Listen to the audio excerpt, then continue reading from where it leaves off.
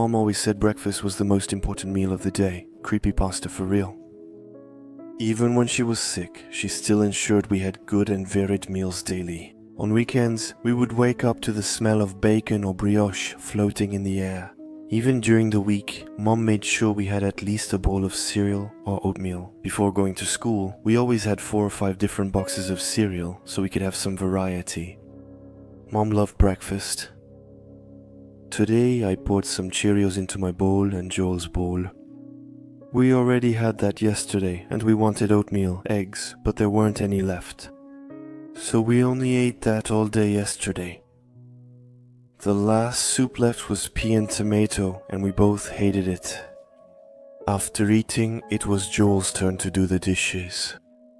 We had gone to bed very early the night before. We had slept for a long time and it was still dark in the morning. We tried to watch television but the electricity was still working. What was on every channel was a warning telling us to stay inside and avoid meeting other people, so as not to get infected. Sometimes the doctor appeared on screen to explain it was a virus, that there was no cure yet, but they were working on it. Dad said he would be back early this morning, with more food and tools for digging.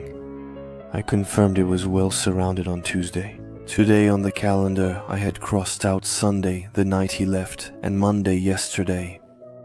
Just before we went to bed, I wanted to make sure we didn't forget. We had to put Mom in the ground. Today, the basement was starting to smell bad. Then Joel and I went out to see what we could find. When it got light, Dad said it wasn't a big deal to lend things to people. Because if they were too sick to try to stop us, it meant they wouldn't need them anymore. Anyway, we went all the way to Mr. King's house, right next to the highway. He and his wife always let us take eggs from the chicken coop, and sometimes Dad and I would mow his lawn. I figured he wouldn't mind giving us some eggs, especially now. And maybe a few ears of corn he was growing. Mr. King's garden was quiet. You couldn't even hear the chickens, but you could see him walking with a bucket up to his chicken coop. He didn't look well. He was walking very slowly and he seemed all alone. He didn't even dare look when we approached him. He kept making the same trips back and forth over and over again. At times, he would sit on his porch, his legs dangling in the air. And after a few seconds, he would get up, walk to the pipe and fill the bucket. Then he would walk to the chicken coop and empty the bucket into a trough. He would then retrace his steps, put the bucket back in its place, and sit on the porch. Until we reached him. We saw him do that 6 or 7 times. He must have been doing it for a while. Because the entire surface of the ground where the tub was covered in mud. His dog, Tyler, drank from the tub. He looked well fed and in very good health. I pointed out to Joel that maybe that's why we didn't hear the chickens anymore. Up close, I could see that Mr. King looked as sick as Mom had been. Thin, because he had forgotten to eat. Tired, because he would start doing something and forget to stop doing it. Besides, he wouldn't stop until he died now. I turned my eyes toward Joel. He stared at Madame King on her porch, half fallen from her chair, apparently crocheting a blanket. Before starting to forget, part of her arm was torn in places. Joel threw up and said it wasn't the chickens that had filled Ty's stomach. I shouted at Mr. King to stop and help his wife, and Ty started growling, even though he never did that before. Mr. King always said that burglars could come in and steal the television, and that Ty would be happy to see them come in, and sad to see them leave. Joel and I have decided to leave here. At the corner of the National Road, there were a few other houses. Our little road was made of gravel and was impossible to spot if you didn't know it was there. So, people usually left us alone. On the main road, you could see that all the front doors of the houses were open. Papa said that people were coming to steal, even all the way here, because they started to panic when the president went on television for the 3rd time, the first time the president appeared. He said the virus was like that disease old people get when they start to forget things. When things got worse, you just kept repeating the same actions, all the time. He also said that scientists didn't know where it came from, but that they were looking for a treatment. The second time, he said it was important to stay calm, that we had to isolate ourselves to prevent it from spreading. That's when the news started showing the first riots. The last time he appeared on television, the president simply said that America was great and that the scientists were still working, and to ask God to have mercy on our souls. Then they stopped broadcasting anything other than those warnings. The large house on the main road corner belonged to the town's wealthy people. They were obviously rich because they had 3 cars that all worked perfectly, and they also owned the town's gas station. Only they had more than just their own house.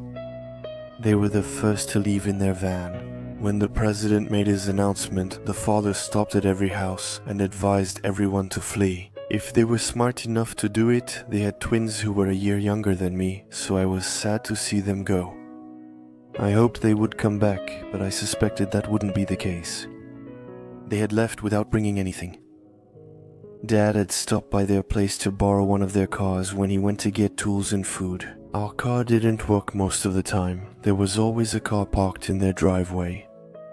Jules suggested we borrow it and drive to Uncle Gary's. I reminded him that I was only 11, that he was younger than me, and that we didn't know how to drive except in video games. He replied that it was the same thing, and that if we didn't drive perfectly, no one would notice, because there was no one on the roads anyway. But he didn't want to go inside to get the keys. It looked big and empty, but also very strange. I didn't want to go there either, unless Papa doesn't come home. Then we'd have to do it. The only store in town was at the gas station, and we knew there was nothing left inside since the day Papa left. Looters had taken all the canned goods and drinks. Someone had even left the door of one of the fridges open. And because of that, the milk and all the other food had completely rotted.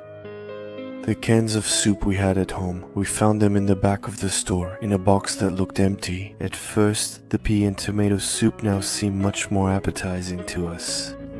We tried to use the phone behind the counter. Once again, there was still a dial tone. But no matter how many people we called, no one answered. We tried calling Uncle Gary and Grandma. We also tried dialing numbers from the phone book. We even made some up.